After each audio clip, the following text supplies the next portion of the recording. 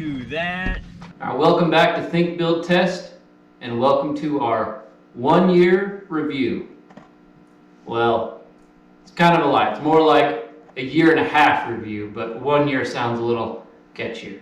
Anyway, I'm going to go over the things that we liked and disliked about the 2.0 trailer and how it held up and how it differed from the 1.0. I liked everything about it, so that's the end of the video. But no, seriously, it's been way better than 1.0. Everything that we did to improve it, the 2.0 has had big leaps and bounds above our original version. I don't need to go and do any re-welding or any remods of anything. We're gonna go ahead and do a little shakedown, check some welds, check some possible failure points, and just see how things held up. Now, one thing that I did is, as soon as I built this, I kicked it outside and I left it to see how the weather would affect it. As you can see, the red on my stickers, the weather's had its way with it. So I wanted y'all to be able to see a more real life if you have to store it outside, standing up or something. Whatever your application is, I wanted to have it not babied so that you could see how it would be for you. All right, without further ado, one of the main things that we want to check out is the slide. How does high density polyurethane handle the sunlight and just the wear and tear of being out? Because when you go on the trails, you have a dirty rig, it's dropping mud, you got rocks coming up off the truck, you got salt on the road and those type of things. It's not like I can just slick this down every time with some Teflon sprays. This is real world tests. We did our 1,900 mile trip that you saw, but this has been on about 200 miles of dirt road since then. Several trips to Colorado, several trips to Winoka, several trips just to the local spots, about an hour here, an hour there. So we've been using it. We've been putting some miles on it. And also Lance has been using his version of the 2.0 on our second copy of it. And it's still holding up good too. They use it all the time. They've hauled it empty to go get Rob's razor when it's being worked on 4 hours away. It's doing pretty good also. We'll take a look at the features. As you can see, I just got through washing my razor on this thing. Made it pretty easy to get the underside. My sliding track is dirty right now. So you can see there's scuff marks, but what are you gonna do? Little rocks, little sand, little pebbles, but there's no warping on this and no real sun damage. You can see I got dirt in here. It's dirt underneath there. I wanna show y'all how this thing slides when it's not all greased up and everything. You're gonna see why I didn't go with rollers. Instead, I used the plastic on plastic method for low maintenance. See, there's no binding, no joints to get caught on, everything slid, and it does it every time. You can see this part was dirty, and then even going back uphill,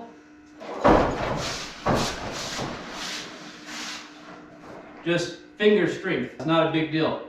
Now, as you saw on my earlier videos, when this is all slicked up, it'll come down and hit you in the ankles on its own. One change that we made on this one from the 1.0 was we did a bottom mounted slide. So we had to design this new carrier that holds it all from a hanging position. We don't have any experience on it except for the new model. So let's just break it down and take a look at what it looks like. The things that I was worried about is this underside, if it was gonna have any way for this to be able to drop loose, because this is all pulling apart from this joint. This weld is so thick and so much surface area. There's no like bending right here.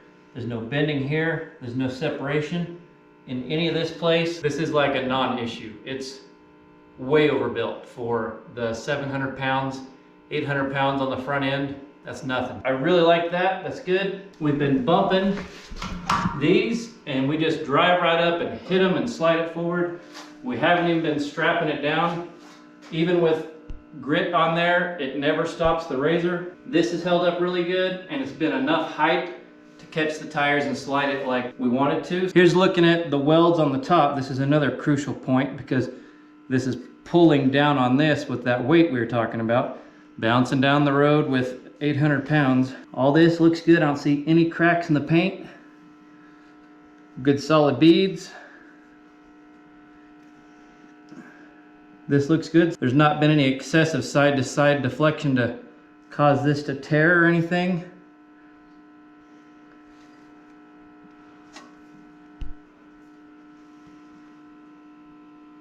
It's all good. I want to be as candid as I can with y'all and show you everything. And then this is the inside plastics, about the same type of wear that's on the main one, but this is 1/4 inch thick, so it's not lifting the screws.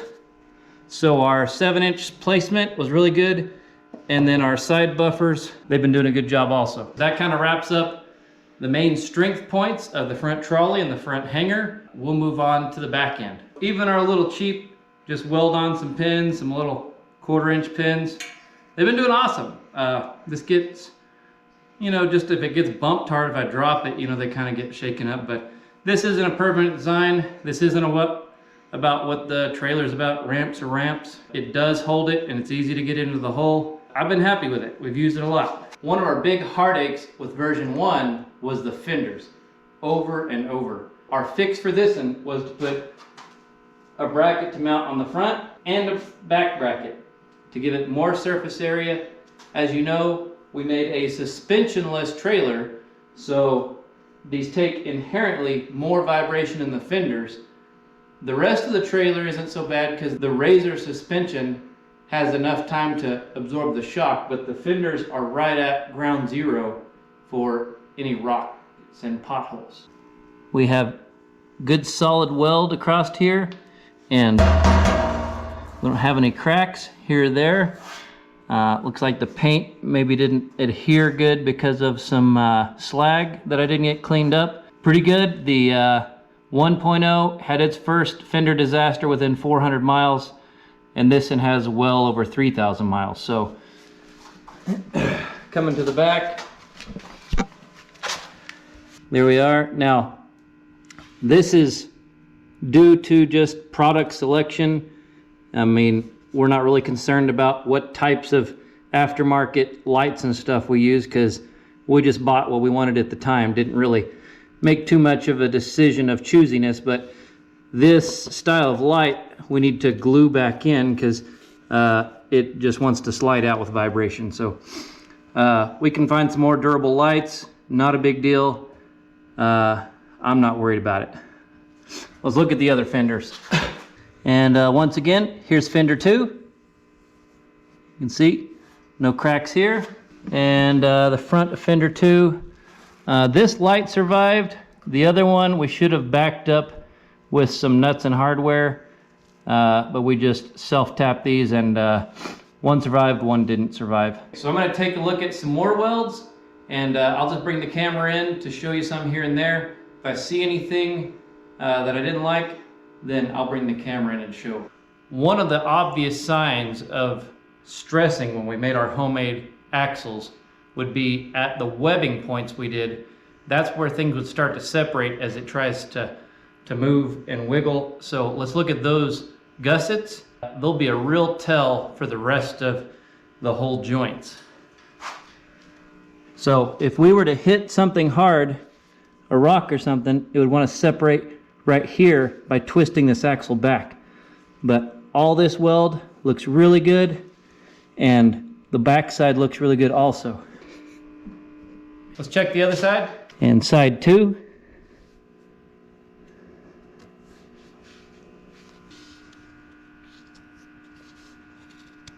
I'm extremely excited about that because it's my first time making an axle. This isn't bent up any. Another thing is, if you look at the tread wear on this tire, there's no slope here, no slope there. So not having a bowed axle hasn't affected our tread life. And like I said, these have about 3,000 miles, and a biased trailer tire, you may only get 3,000 miles out of the tire anyway. So having these rotated and having the extra length on the trailer, they pull super straight. So I think that all that's really good for our tread life. Another trial that we really kind of went out on a limb for was trying out these steel cables. And as I've said before, it's supposed to be 1,800 pound rated for this gauge we chose. but people really have a problem with just the way they look. So I would probably just go up to larger size next time, just so people have a little more comfort about it. But honestly, by the time that you squeeze down the tire and pull on these, it's like 300 pounds of force. And then there's so much shock from a tire compressing that there's never just an exact shock load from bouncing or hard stops. They've really held up good. I haven't had one go, and I did 32 crimps per trailer on 3 trailers. It's a pretty viable option. I would probably like to have some kind of a D-ring here welded on, a little chain loop to just make these swivel a little easier than the way I went through on the frame on these. But I like them. They're really easy to find that place to grab when you're reaching around a tire. They haven't corroded any. There's not a bunch of rust. They're not separating. It's a pretty good option, and it really didn't kink any hard places, so that's not overstressed. Another point to note is that the tires that we use, they do not like downward force like this on the bearings. So one thing that I would suggest, yeah, it's a cheap tire and it's not a big deal, but having rain collect in there, I would suggest when you're not having it upright for stowing and to just save on that bearing while it's bouncing down the road, they just have a pull clip on them, so you can just take them off and keep them stored where you're going to store them on the side of your garage or wherever. There's not really any reason to take them on the road unless you're going to store them where you're going. That little Harbor Freight bearing, it's not too happy about that, but it still works even with the bearing going out. One thing that I didn't notice, because I'm 6'5", and this is super easy for me to lift, and it's not that hard to lift, but to me it comes up here. What we noticed is other people started to use these and they're up here on some people. So the manufacturer came up with a solution for this. So any of the ones you order will get some kickstand training wheels that will help you if you're a little shaky like this. It'll rest against those. So when you need to take a break or you feel unbalanced, you can just rest it like that and it catches itself. So that was a good catch by the manufacturer. While we're talking about the manufacturer is going to make sure and use a better quality light, and they're going to take better care with the wiring. And I am an electronic technician, so the welds you see here, they're good as far as holding it up, but he is using a professional welder who has a welding career. The welds should be even better than mine, but mine are pretty good, I think. I know some people won't think so, but to each their own. We are going to be making a little trip up to the manufacturer. So the next video you see will be headed to Springfield, Illinois to meet the manufacturer from Page Distributions. We're going to go and do a side-by-side comparison of my version and his version. We're going to check out his welds, we're going to check out his parts, just show you what it's like, and we'll see if they get the Think Build Test seal of approval. We just want to be showing y'all the whole process, because I know a lot of y'all are some big dreamers also. You want to know what it's like to start a partnership, start a business. I just want to share this part of our journey with y'all, entrepreneur stuff. We just want to share that part of our journey with you, the part of our entrepreneurship, just that journey of trying to just break out of that 9-to-5 job, starting to step into new things in our life. We'll see you on the next video. Be sure to like, comment, subscribe, share with your friends. Let's help support Page Distribution, because they put in a lot of work to help bring this to you. I know I couldn't build it for the price that they got. And this economy is crazy right now. It's a good product. We're going to be showing y'all next week. Thanks. Today is the day I'm making all about change, building things different, making things better.